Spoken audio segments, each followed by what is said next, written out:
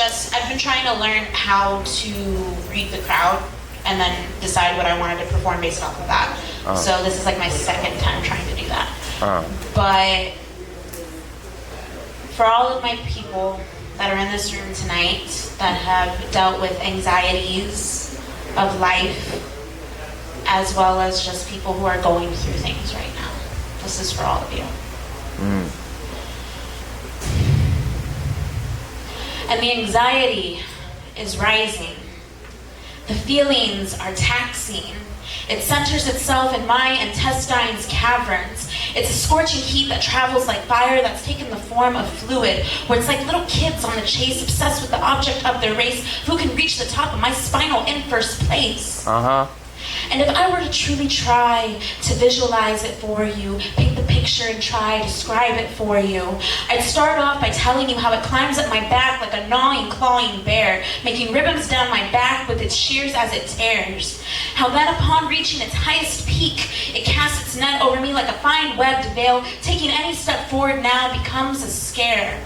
And the hex takes its shape.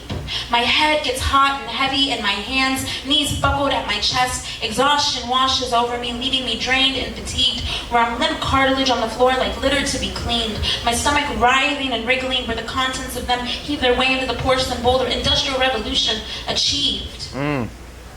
Then there develops that familiar incessant burning that envelops my whole chest. And I can only describe it akin to seeing red. My fight or flight kicks in, where my inner Darwinism takes the spotlight. Then the nausea and the itching hits, and it is the most unpleasant form of uninviting.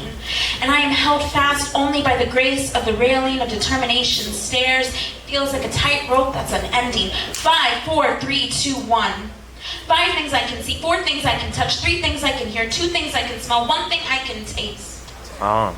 As I recite the mantras that keep my ravaged body from falling apart and coming undone, they remind me that it's a science. They've got it down to a science. So breathe and breathe I go, and hope that the hyperventilating won't continue to rake and take its toll, that it won't take my body's actions as welcome compliance. To my overwhelming condition that's at the forefront of everything, making life seem like an impossible mission.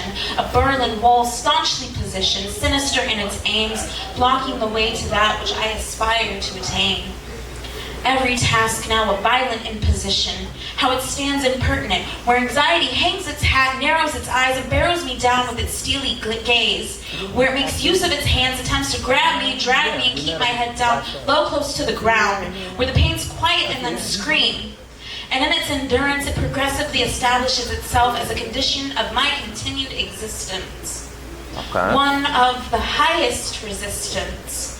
Vines ridden deep with thorns, they have clawed and torn their way into my very essence. The byproduct and the final imprint of a life only my mind could bear the weight of the witness. Where it is only quelled by medication's commands and satiated by sugar's addictions.